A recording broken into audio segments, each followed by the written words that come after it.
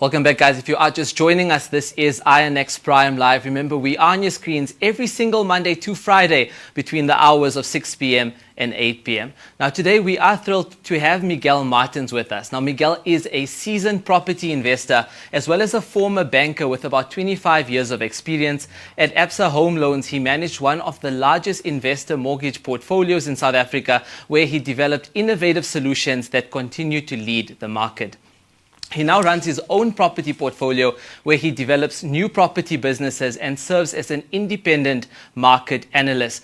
Miguel, welcome to INX Prime, and thank you so much for joining us this evening. Thanks for having me. I appreciate it. No, it's a pleasure having you. I want to get straight into this conversation, though, because I know a lot of people right now, we have a lot of first-time buyers as well when it comes to property, but a lot of people are interested in the property market. Just in your opinion as well, how does the property market look right now? Is it a buyer's market, a seller's market? If you can just share more information on that. It's definitely a buyer's market. We've got high interest rates than we're used to at the moment.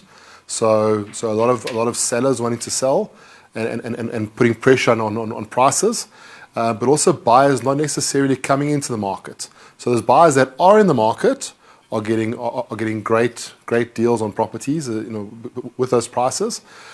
But it's also settled. It's something interesting about when rates are moving, buyers tend to get out of the market because they're not sure what's going to happen. But when rates settle, and as they have been for the last 12 months or so, and there's a bit of confidence as to where rates are going, and they're just staying flat, even though they're higher than what they have been for probably the average of 5-7 years. We do see buyers coming back into the market. So there's a little bit of a shift happening. More sales are going through. People I speak to in the market saying that there are more buyers coming into the market. It's a bit of a shift, but it's going to get better. In the next 6 months, we expect to, probably in the next quarter, when the Reserve Bank meets, to look at interest rates. There's an expectation that there'll be a drop in interest rates, could be about 0.25%, and there may be 2 of those still this year. That's what the banks are factoring in, and then possibly another 0.5% during the course of next year. So hopefully, a year from now, we could be at 1% down, which kind of takes us back to where we were pre-COVID. But it's still going to be tough times between now and then. No, we definitely want to see more people buying properties in South Africa. But I just want to touch on some of these very unique opportunities that are currently in this space. And I mean, you being a property investor and an analyst as well, I'm sure you identified a lot of these different opportunities. Maybe you can share some of them with us. I mean, if you look at, some of these areas that are now being developed that previously no one ever considered before, that's definitely an opportunity as well. Absolutely. I think, if anything, developers are having to get very innovative. Speaking to developers, I know developers who started off with a particular plan of developing 20 larger units on a stand, for example, and now actually going to maybe 30 units where they've had to decrease the size, but to get that bulk in. And why do they do that? Because they also realize that the pricing in the market requires that, and that buyers are looking for good value. So that's affecting some of those developers. No, without a doubt. I just want to touch on, you are a property investor yourself. There's different types of property investment as well. And some of the people that do watch the show, might be looking at buying their first property and many other aspects, because there is a lot of, small businesses and SMMEs in South Africa. Maybe you can share with us, the differentiation between the different types of property investments that does happen in the country. Sure. There are a whole lot of different strategies. Some of the more popular strategies are the basic rental, buy-to-let, either buying an apartment, a house, renting out a cottage. So that's probably the most common strategies that investors use.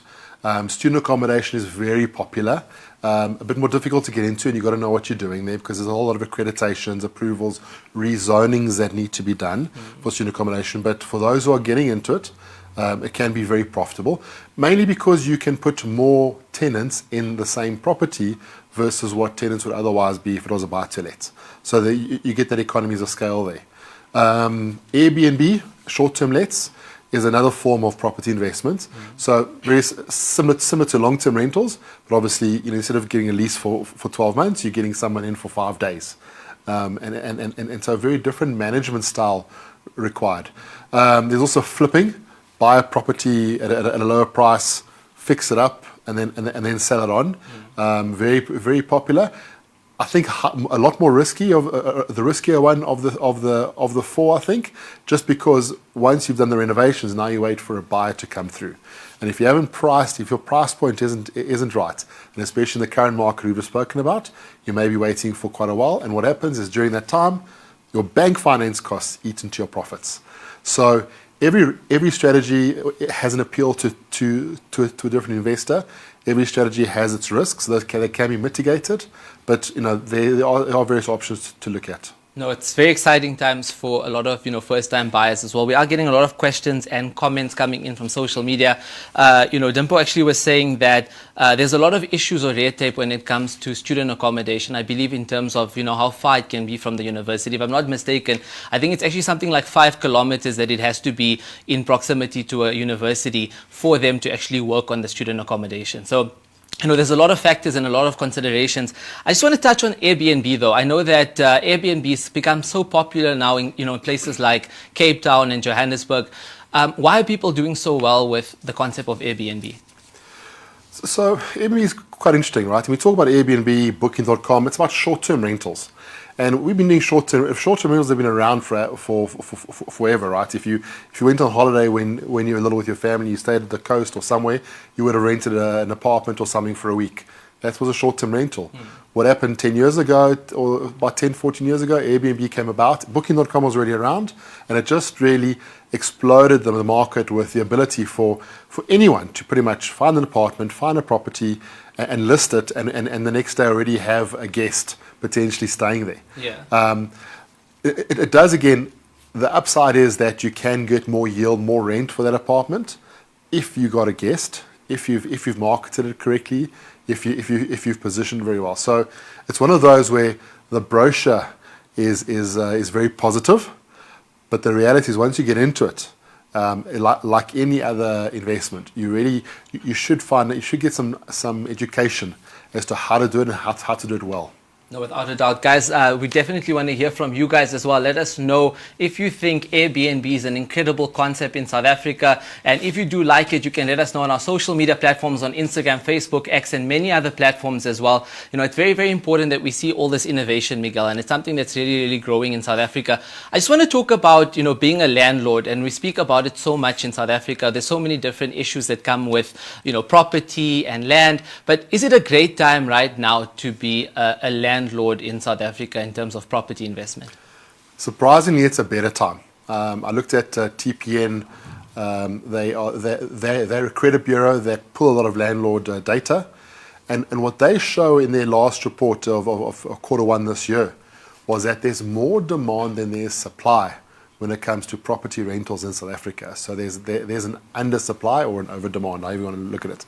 That's a good thing for landlords, right? In terms of being able to set a price, being able to increase rents. Why would you need to increase rents? Because rates and taxes are going up, property costs, that's all going up. Utilities, water and lights are all going up. So you need to have that rent escalation to protect the yield and the income that the landlord makes so that they can also be able to pay off their mortgage, etc. So it's a better time. But again, with a lot of legalities, in some respects being more on the tenant side than the landlord side, it really is important to go in with our eyes wide open, and with some good knowledge and a good what we call a power team around you. So, have you got a lawyer on call? Have you got a lettings agent who can give you a direction and advice? Other than your plumber, electrician, etc. It's important to have that support around you. No, without a doubt. I mean, we are getting more questions coming in from social media as well. And Oscar actually has something to say. He speaks about student accommodation, and he says, unfortunately, student accommodation in South Africa is very political. So I just want to get your opinion on that. When it comes to student accommodation in South Africa, why is it so attractive for people to get into this space? Because there is some sense of politics involved with it, right? If I'm not mistaken. And I think so what I understand, it's more perception than a reality. Yeah. I think when students start wanting to have their voices heard, they do, and that becomes quite and it comes out quite vocally. What's interesting is different towns and different universities and educational facilities, they will have different cultures of students and different challenges. So it is important to understand when you're going to a particular area. You might be at Wits, you might be in Bloemfontein, around Cape Town. You're going to have a different type of student and different types of needs. So important to understand that. I always say, any risk, the antidote to risk is knowledge. Get to understand your customer, get to understand the law, and in student accommodation, you've got two things that intersect. One is zoning and the land and what you can do with it, but the other one is also accreditation of the university, if you want to get funding from NSFAS, etc. So you've got to have those two intersect. So quite a bit of homework needs to be done, but absolutely, I think there are so many options out there if someone wants to get into property. No, without a doubt. Miguel, just before we do let you go, though, we are getting a lot more comments. People are saying that, unfortunately, for young people, they're not sharing enough about property investment. But I do know that you actually have a solution for that. There's an investor con happening, a convention in that sense, on the 16th and 17th of July. I do know that it's something that you're very passionate about. Maybe perhaps you can share with us more information about this investor con. I'm looking forward to this. So I was approached to put an event together for investors, and we call it an investor con. And I've told, sure, the con is a bit of a misnomer, but it's a conference for investors. Yeah. And it's on the 16th and 17th of July at the Sandton Convention Centre. And we have 3 master classes happening each evening, each of those evenings. We have a master class on buy-to-let rentals, student accommodation, and then Airbnb short-term rentals. And each one of those, altogether we've got 20 experts coming in, not lecturers, not theoretical economists, but people who are actually doing it or involved in. So it's really the right people. If you want to get into any one of those strategies, Google Reside Investor Con. Come on through. It'll be 2 evenings well spent, and you're going to be listening to, learning from the experts. But more importantly is who's sitting next to you in that room, other investors. And being able to build your network, get to know other people who are also going on the same journey as you is invaluable. So really, I would advise anyone who's thinking about getting into investment, into property investment, already is in, and wants to say, what more can I do to optimize my investments? Come on through. I'm sure the networking is going to be incredible. Miguel, again, thank you so much for joining us tonight on INX Prime Live. Thank you so much. I appreciate the time. Most welcome, guys. That is Miguel Martin, actually, who is an investor, a property investor, and someone who's also a market analyst, just sharing with us the current state of the property market in South Africa. But more specifically, don't forget that on the 16th and 17th of July at the Sandton Convention Centre, they will be having an investor con. So if you want to find out more about property, definitely make your way through. Now, on that note, we are going to take a quick ad break. We'll come right back.